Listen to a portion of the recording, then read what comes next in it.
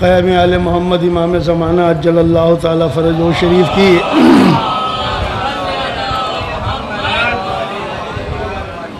امام اپنے ظہور سے پہلے پیدا ہوں گے۔ پھر اسی اعتراض میں اشکال میں دوسرا سوال یہ ہوتا ہے کہ اگر امام موجود ہیں تو ہمیں ان سے جب رابطہ ان سے نہیں ہو سکتا، ان سے ہم براہ راست استفادہ نہیں کر سکتے، تو پھر کیا فائدہ ہے ان کا؟ یہ دوسرا اہم سوال ہوتا ہے۔ اسی کے اندر تیسرا سوال ہے کہ اتنا طویل عرصہ جو انسان کی ایک عادی عمر ہے، 100 سال 125 سال، اس میں جو عادت ہے انسانی عمر کی اس دنیا کے اندر رہنے کی، اس سے بہت زیادہ طول ہو گیا ہے، یعنی 1000 سال سے زیادہ امام کی عمر ہو گئی ہے۔ تو یہ کیسے ممکن ہے؟ تو یہی ہماری اس جو مختصر گفتگو ہے، اسی میں یہ بات ہے۔ ہمارے عقیدے کے مطابق 255 ہجری میں امام علیہ السلام کی ولادت ہے، 260 ہجری میں ہمارے 11ویں امام امام حسن عسکری علیہ السلام کی شہادت ہے۔ اللہم صلی علی محمد وعجل فرجہ۔ مخصوص لوگ ہیں امام کے خاص الخاص 11ویں امام کے اصحاب کے جو اس 4-5 سال کے عرصے میں وقت کے امام سے ملتے رہے ہیں، یہ 11ویں امام نے ان سے انہیں ملایا ہے۔ 11ویں امام کی شہادت کے بعد غیبت صغریٰ ہے، 2 غیبتیں ہیں، ایک غیبت صغریٰ، ایک غیبت کبریٰ۔ 11ویں امام کی شہادت 260 ہجری اور اس کے بعد غیبت صغریٰ کا آغاز ہے۔ غیبت صغریٰ کا مطلب یہ ہے کہ اب امام علیہ السلام کا جو ملنا جلنا ہے وہ عام آدمیوں سے نہیں ہے، بلکہ امام اپنے مخصوص نائب مقرر کر رہے ہیں، ایک کے بعد ایک، ایک کے بعد ایک۔ مثلا سب سے پہلے جو امام کے نائب ہیں، جو 4 نائبین گزرے ہیں، انہیں نوابین اربعہ کہا جاتا ہے۔ ان میں پہلے جو ہیں عثمان ابن سعید ان کا نام ہے، اور وہ 10ویں امام کے زمانے سے 10ویں کے 11ویں کے نائب چلے آ رہے ہیں، خاص الخاص صحابیوں میں شامل ہیں، وہی 12ویں امام کے نائب قرار پاتے ہیں۔ ان کے انتقال کے بعد ان کے بیٹے محمد ابن عثمان وہ نائب قرار پاتے ہیں۔ ان کا عرصہ جو ہے وہ طویل ہے، یہ تقریباً 40 سال کا ہے۔ دوسرے جو نائب ہیں ان کے انتقال کے بعد تیسرے نائب، جن کا نام لے کر ہم عریضہ ڈالتے ہیں، حسین ابن روح نوبختی، وہ تیسرے نائب بنتے ہیں۔ امام کے حکم پر امام مقرر کر رہے ہیں ان کو کہ لوگ ان سے رجوع کریں، اور لوگ ان سے کچھ سوالات ہوتے ہیں، کچھ معاملات ہوتے ہیں، کچھ ہدیے ہوتے ہیں جو نائبین تک پہنچاتے ہیں، وہ امام تک پہنچتے ہیں، پھر امام ان کے جواب دیتے ہیں، اور جس سے ملنا چاہتے ہیں اس سے جسے ہم توقیہ مبارک کہتے ہیں۔ اور وہ بہت ساری ہیں غیبت صغریٰ میں جو آئی ہیں، ان کا ایک انداز ہے، وہ علامہ مجلسی نے اور مختلف علماء نے اپنی اپنی کتابوں میں ان سب کو نقل کیا ہے۔ سوالوں کے جواب بھی ہیں، مختلف فقہی مسائل کے سوالات کے جواب بھی ہیں، مختلف دعاؤں کی قبولیت کے لیے امام سے درخواست کی گئی ہے، امام نے اس کے بھی جواب دیے ہیں۔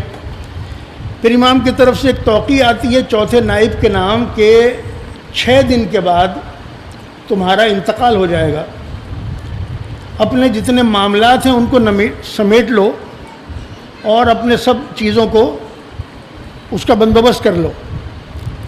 اس کے بعد اب کوئی بھی نائب مقرر نہیں ہوگا، اب غیبت تامہ، غیبت کبریٰ شروع ہو چکی ہے، اور جب اللہ تبارک و تعالیٰ کا حکم ہوگا اس وقت ظہور ہوگا۔ اور اس دوران میں اگر کوئی ہماری ملاقات کا دعویٰ کرے تو وہ جھوٹا ہے۔ یہ مختصر توقیع مبارک چوتھے نائب علی ابن محمد سمری کے پاس آئی، 6 دن کے بعد ان کا انتقال ہو گیا، اور اس کے بعد غیبت کبریٰ شروع ہو گئی۔ اب لوگ سمجھنے لگے 10 سال 20 سال 30 سال 40 سال 50 سال، کیونکہ یہ جو غیبت کبریٰ کا زمانہ ہے، اس میں کبھی شدت، کبھی ضعف، کبھی نرمی، کبھی طاقت، یہ انداز رہا ہے ہمیشہ۔ جیسے مثلاً آج کل کے حالات ہیں، تو اب یہ ہوتا ہے کہ جیسے ابھی کل ہی امام کا ظہور ہو جائے گا، یہ بتاتے ہیں علماء و ذاکرین ممبروں پہ پڑھ رہے ہوتے ہیں کہ یہ نشانیاں 70%، 80%، 90% نشانیاں ظاہر ہو چکی ہیں اور بس تھوڑی سی رہ گئی ہیں، ظہور ہونے والا ہے۔ یہ زمانہ اس طرح کا یہ ہمیشہ رہا ہے، اپ اینڈ ڈاؤن، کبھی شدت کا، کبھی نرمی کا، کبھی سختی کا، کبھی نرمی کا۔ اور جب سختی ہوتی ہے اہل بیت کے چاہنے والوں پر تو پھر امام کے ظہور کی دعائیں بھی بڑھ جاتی ہیں اور یہ بیان کیا جانے لگتا ہے کہ بس ابھی ظہور ہونے والا ہے۔ لیکن حقیقت میں ظہور جو ہے اس کا تعین سوائے پروردگار عالم کی ذات کے کوئی نہیں جانتا، وہ بہتر جانتا ہے کہ کب ظہور ہونا ہے۔ درود بھیج دیجیے آپ ایک مرتبہ۔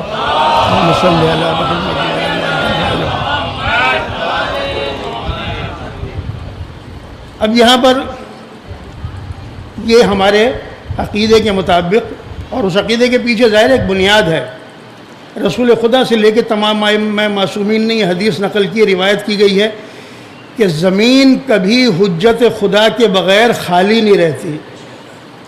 اگر زمین سے ایک لمحے کے لیے بھی حجت خدا یعنی نبی، رسول یا امام کا وجود ختم ہو جائے تو اس کائنات کا وجود ختم ہو جائے۔ یعنی اس کی مثالیں ہیں، ناقص مثالیں ہیں، جیسے روح اور مادی جسم کے درمیان میں نفس وسیلہ ہے، اگر نفس کو نکال دو تو انسان مر جاتا ہے، روح چلی جاتی ہے، زمین پہ جسم پڑا رہ جاتا ہے۔ ایسے ہی اگر درمیان سے اس کائنات کے امام کے یا حجت خدا کے وجود کو نکال دے تو کائنات ختم ہو جائے گی، باقی نہیں رہے گی۔ اس لیے حجت خدا ضروری ہے۔ اب امام موجود ہیں تو امام کے وجود کا فائدہ کیا ہے؟ اب یہ ایک پہلی دلیل تو وہ ہے کہ جو رسول خدا سے لے کر سارے ائمہ نے دی ہے۔ خود جب ائمہ سے پوچھا گیا کہ جب ہم امام کو دیکھ نہیں سکیں گے تو پھر ان سے فائدے کا کیا طریقہ ہوگا، تو ہر ائمہ نے، جو یہ متواتر ہے روایت کہ امام نے فرمایا کہ جب سورج بادلوں کے پیچھے چھپ جاتا ہے تو کیا لوگ اس کی روشنی سے محروم ہو جاتے ہیں؟ کہا کہ نہیں، اس کی روشنی ہوتی ہے۔ کہا زمین اس کی روشنی اور اس کی حرارت اور اس کی گرمی سے باقی رہتی ہے، اگر سورج ختم ہو جائے تو زمین فنا ہو جائے، لیکن زمین باقی رہتی ہے، سورج چاہے بادلوں کے پیچھے چھپا ہوا کیوں نہ ہو۔ اسی طریقے سے کائنات بھی باقی ہے چاہے امام پردہ غیب میں کیوں نہ ہو۔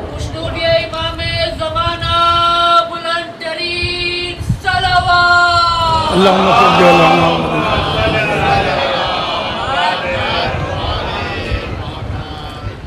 دوسرا مسئلہ اس میں یہ ہے کہ امام بحیثیت شخص کے غائب ہیں، جیسے ایک آدمی بیٹھا بیٹھا غائب ہو جائے، اور یہ مثال ہمارے سامنے قرآن نے دی ہے، خود پیغمبر اکرم ختمی مرتبہ صلی اللہ علیہ وآلہ وسلم کی۔ وَإِذَا قَرَأْتَ الْقُرْآنَ جَعَلْنَا بَيْنَكَ وَبَيْنَ الَّذِي لَا يُؤْمِنُونَ بِالْآخِرَةِ حِجَابًا مَسْتُورًا، جب تم قرآن کی تلاوت کرتے ہو تو ہم تمہارے اور ان کے درمیان میں، یعنی مشرک، ایک نہیں کئی روایتیں ہیں، مشرک ابو جہل اور اس قسم کے لوگ چاہتے تھے جیسے رسول خدا آئیں قرآن پڑھیں ان پر ہم زیادتی کریں، حملہ کریں، اور بہت مرتبہ کرتے بھی تھے۔ تو قرآن نے بعض مرتبہ ایسا کیا کہ جیسے ان کا ارادہ مذموم حرکت کرنے کا ہوا، قرآن نے ایسا حجاب پیدا کر دیا کہ رسول خدا ان کی نگاہوں سے اوجھل ہو گئے۔ رسول خدا اپنی جگہ پہ موجود ہیں لیکن انہیں نظر نہیں آ رہے۔ یہ مثال خود قرآن نے دی ہے کہ اللہ کا رسول موجود ہے لیکن وہ دیکھ نہیں پا رہے۔ لیکن ایک دوسری مثال یہ ہے کہ رسول موجود ہو لیکن وہ پہچان نہ سکیں کہ یہ اللہ کا رسول ہے۔ اس میں کیا مطلب ہے؟ اس میں مطلب یہ ہے کہ شخص تو موجود ہے لیکن شخصیت کو پروردگار عالم نے چھپا دیا ہے۔ جناب موسیٰ موجود ہیں لیکن فرعون نہیں پہچان سکتا کہ جس کو پال رہا ہوں وہی موسیٰ ہے۔ اور دوسری مثال جو ہے وہ یہ ہے، وہ جناب یوسف کے بھائیوں کی، جو سورہ یوسف میں آیت نمبر 58 میں ہے، وَجَاءَ إِخْوَةٌ عَلَى يُوسُفَ فَدَخَلُوا عَلَيْهِ فَعَرَفُوهُ وَهُمْ لَهُ مُنْكِرُونَ، جب برادران یوسف کے پاس مصر میں آئے اور یوسف کے پاس ان کے محل میں داخل ہوئے تو جناب یوسف نے سب کو پہچان لیا کہ یہ میرے بھائی ہیں. وہم لہو منکرون، مگر وہ بھائی نہ پہچان سکے کہ یہ ہمارا بھائی یوسف ہے. یوسف پہچان گئے کہ یہ میرے بھائی ہیں، لیکن بھائی نہ پہچان سکے کہ یہ یوسف ہے. یہ شخصیت کو چھپانے کی مثال ہے کہ پروردگار عالم نے جب چاہا شخصیت کو ظاہر کر دے تو ظاہر کر دیا، جب چاہا کہ شخصیت کو چھپا لے تو چھپا لیا. لیکن اللہم صلی علی محمد. لیکن یہ بتائیے کہ جناب یوسف کی شخصیت چھپی رہی تو کیا ان کا فیض بند رہا یا جاری رہا؟ جناب یوسف کا فیض نہ فقط یہ کہ ان کے بھائیوں تک جاری رہا، جو غلہ مانگنے کے لیے آئے تھے انہیں بھی غلہ عطا کیا، ان کی حاجت بھی پوری کی، بلکہ جس ملک مصر میں موجود تھے وہاں سے ان کے سبب سے قحط سالی کا خاتمہ ہو گیا، رزق میں فراوانی ہو گئی. اللہم صلی علی محمد. تو یہ تو فقط ایک مثال ہے نبی کے حوالے سے، اس لیے کہ خود امام کے حکم پر شیخ صدوق کے جن کی ولادت غیبت صغریٰ میں ہوئی ہے، ان کے والد نے خط لکھا نائب امام کے ذریعے سے کہ فرزند رسول وقت کے امام میرے اولاد نہیں ہیں، آپ اللہ کی بارگاہ میں دعا کریں پروردگار عالم مجھے اولاد عطا کر دیں. امام علیہ السلام کی طرف سے جو توقیع مبارک آئی وہ یہ تھی ان کے والد کا نام لے کر کہ تمہیں اس زوجہ سے اولاد نہیں ہوگی، تم عنقریب دوسرا عقد کرو گے، اس سے پروردگار عالم تمہیں 2 فرزند عطا کرے گا جو دونوں فقیہ ہوں گے، جس میں ایک شیخ صدوق ہیں جو وہ امام کا خط فخر سے دکھایا کرتے تھے کہ میں امام کی دعا کے نتیجے میں پیدا ہوا ہوں. اور خود امام علیہ السلام نے انہیں خواب کے ذریعے آ کے حکم دیا شیخ صدوق کو کہ میرے بارے میں کتاب لکھو جو آنے والے زمانے میں لوگوں کی ہدایت کا سبب بنے. تو شیخ صدوق نے عرض کیا کہ مولا میں نے تو کوئی بھی کتاب ایسی نہیں لکھی جس میں آپ کا تذکرہ نہ کیا ہو. کہا کہ نہیں، ایک الگ سے کتاب فقط اور فقط میرے حالات پر لکھو اور انبیاء کے ساتھ میرے حالات کا موازنہ کرو. اس کے بعد شیخ صدوق نے کتاب لکھی جس کا نام ہے کمال الدین و تمام النعمہ. اردو میں اور مختلف زبانوں میں اس کا ترجمہ ہو چکا ہے کہ جس میں ہر لحاظ ہر جہت سے جتنی آیتیں قرآن کریم میں ہیں ان کی تفسیر و تعویل میں جہاں امام کی طرف اشارہ ہے وہ بیان کیا. جناب ابراہیم کی، جناب نوح کی طول عمر، جناب ابراہیم کا چھپ کر پیدائش، جناب موسیٰ کا، جناب یوسف علیہ السلام کی تمام جو موازنے تھے وقت کے امام کے ذریعے سے وہ شیخ صدوق نے اپنی اس کتاب کے اندر بیان کیے. اب یہاں پر ایک سوال یہ ہے کہ جب یہ سوال ہے کہ بھئی امام موجود ہیں تو جو براہ راست ہم رابطہ نہیں رکھ سکتے، یہ مسلسل روایت ہے کہ جیسے امام موجود ہیں ہم ان کی شخصیت کو نہیں پہچان سکتے، لیکن جب امام کا ظہور ہوگا تو جو صاحبان ایمان ہیں وہ بے اختیار پکار اٹھیں گے، ارے یہ تو وہی ہیں جن سے میں کئی مرتبہ زندگی میں مل چکا تھا. اس لیے علماء اس بات پر متفق، اور یہ روایات ہیں کہ ہر سال امام حج کے لیے جاتے ہیں، اپنے جد کی زیارت کے لیے جاتے ہیں، فلاں فلاں مسجد میں امام فلاں دنوں میں فلاں شب میں نماز پڑھتے ہیں، زیارت کے لیے جاتے ہیں تو مومنین کی ملاقات ہوتی ہے، لیکن انہیں مومنین پہچان نہیں پاتے. لیکن جہاں کہیں اچھا وہ جو جملہ ہے آخری توقیع مبارک میں کہ جو اس دوران میں ہماری ملاقات کا دعویٰ کرے وہ کذاب ہے، جبکہ خود ملاقات امام کے نام سے کتابیں لکھی گئی ہیں، تو پھر یہ کیا تضاد ہے؟ تو یہ اس وجہ سے ہے کہ بعد میں جیسے بہت زیادہ معاملات پیش آئے، اس کا موقع نہیں بیان کرنے کا، ایسے معاملات پیش آئے تو بعد میں کوئی بھی مولا کے چاہنے والے لوگوں کو اس بات کا دعویٰ کر کے کہ میری امام سے ملاقات ہوئی ہے اور امام نے مجھے تمہارے لیے یہ ہدایت دی ہے، اس طریقے سے کر کے ایکسپلائٹ کر سکتا تھا. غلط راستے پہ ڈال سکتا تھا، اس لیے امام نے اس راستے کو بند کر دیا۔ اب جو لوگ اس بات کا دعویٰ کرتے ہیں کہ امام کی ملاقات ہوئی ہے، وہ سب کے سب اس انداز کے علماء ہیں کہ جن کی زبان کی سچائی میں کسی کو ذرہ برابر فرق نہیں ہو سکتا۔ مثلا علامہ مجلسی جو کتنی کتابوں کے مصنف ہیں، کتنی کتابیں تالیف کی ہیں، ایک کتاب کسی سے مانگ کر لائے اور کہا میں صبح کو دے دوں گا۔ وہ کتاب اتنی ضخیم تھی کہ ایک رات میں اس کی نقل ہاتھ سے لکھنا ممکن نہیں تھا۔ علامہ مجلسی لکھتے رہے، لیکن جب ان پر نیند غالب آنے لگی تو انہیں اپنے قریب کسی ہستی کی آمد کا احساس ہوا اور ان کا نام لے کر کہا کہ مجلسی یہ قلم اور کاغذ مجھے دے دو، تم آرام کرو۔ بس قلم اور کاغذ لیا، علامہ مجلسی پہ نیند کا غلبہ طاری ہوا، وہ سو گئے۔ جب بیدار ہوئے تو دیکھا پوری کتاب تحریر کی ہوئی ہاتھ سے ان کے سامنے رکھی تھی۔ درود بھیج دیجئے محمد و آل محمد کے ذریعے۔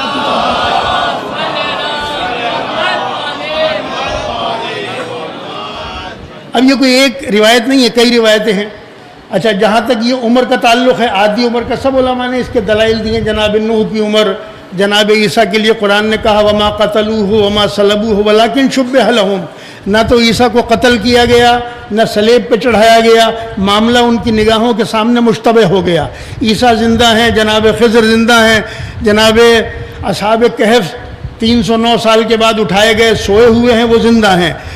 یعنی امام کی جو عمر ہے وہ عادت کے مطابق نہیں ہے، کیونکہ ہمیں معلوم ہے سب سے زیادہ ائمہ معصومین میں طویل عمر 65 سال چھٹے امام امام جعفر صادق علیہ السلام کی ہے۔ اب کسی کی عمر 65، کسی کی 63، کسی کی 57، 3 اماموں کی عمر 57 برس ہے۔ امام حسین کی عمر، امام سجاد کی عمر، امام باقر علیہ السلام کی عمر 57، کسی کی 42 سال، کسی کی 50 سال، کسی کی 28 سال۔ یہ عمریں ہیں، ظالموں نے زمین پہ باقی نہیں رہنے دیا۔ یہ اللہ تبارک و تعالیٰ کا خاص لطف ہے امام کا وجود کہ پروردگار عالم نے انہیں دن اور رات کی ان گردشوں سے ایسے مقام پر پہنچا دیا کہ دن اور رات انہیں بوڑھا نہیں ہونے دے رہے، انہیں کہنا نہیں ہونے دے رہے۔ اس لیے ہمارے اس خراسان کے منبر کی یہ روایت رہی ہے کہ یہاں آج کی اس تاریخ کو غیبت کبریٰ کے جشن کے طور پہ منایا جاتا تھا، اس لیے کہ یہ خوشی کا موقع تھا کہ ظالموں کا ہاتھ امام تک پہنچ نہیں سکا۔ اللہ تبارک و تعالیٰ نے انہیں ایسے محفوظ کیا کہ ہمارے لیے ہدایت کا سامان بھی فراہم کر دیا اور ظالموں کی دستبر سے محفوظ بھی ہو گئے۔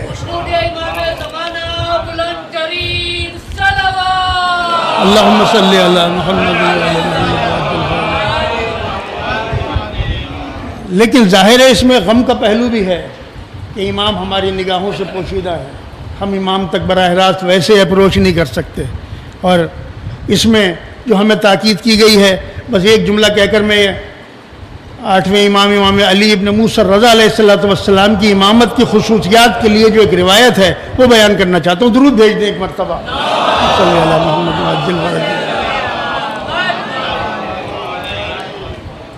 بعض لوگ یہ کہتے ہیں، ظاہر ہے پہلا جواب تو ہو گیا کہ حجت خدا کے بغیر زمین خالی نہیں رہتی، اور ہم دعا پڑھتے ہیں کہ بے بقائے بقیت دنیا و بیمنہ رزق الورا، آپ کے وجود کے سبب سے دنیا باقی ہے اور آپ کے چہرے کی برکت سے رزق دیا جاتا ہے۔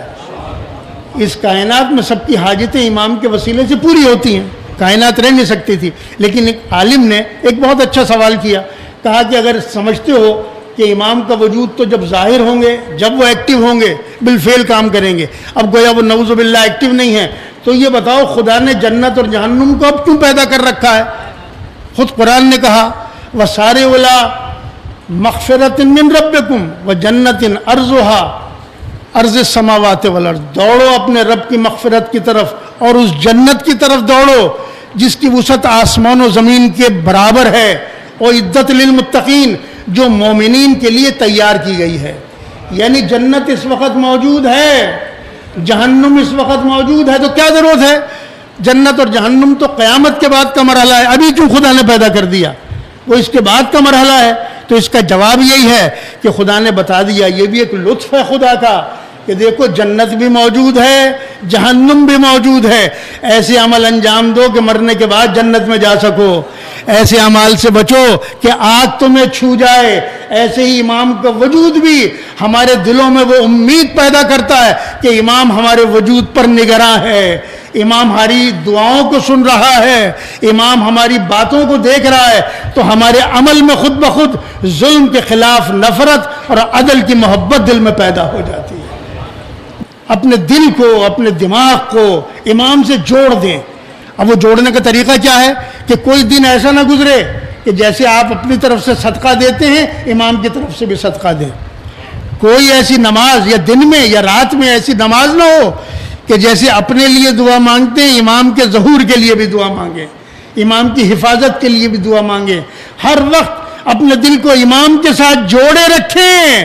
تو جیسے جوڑے رکھیں گے وہ جو فیض ایمان ہے وہ خود بخود آپ کے دلوں میں داخل ہو جائے گا. یہی دعا ہے. بسم اللہ الرحمن الرحیم. اللہم کن لولیک الحجۃ ابن الحسن صلواتک علیہ وعلی آبائہ فی ہذہ الساعۃ وفی کل ساعۃ ولییا وحافظا وقائدا وناصرا ودلیلا وعینا حتی تسکنہ ارضک طوعا وتمتعہ فیہا طویلا برحمتک یا ارحم الراحمین.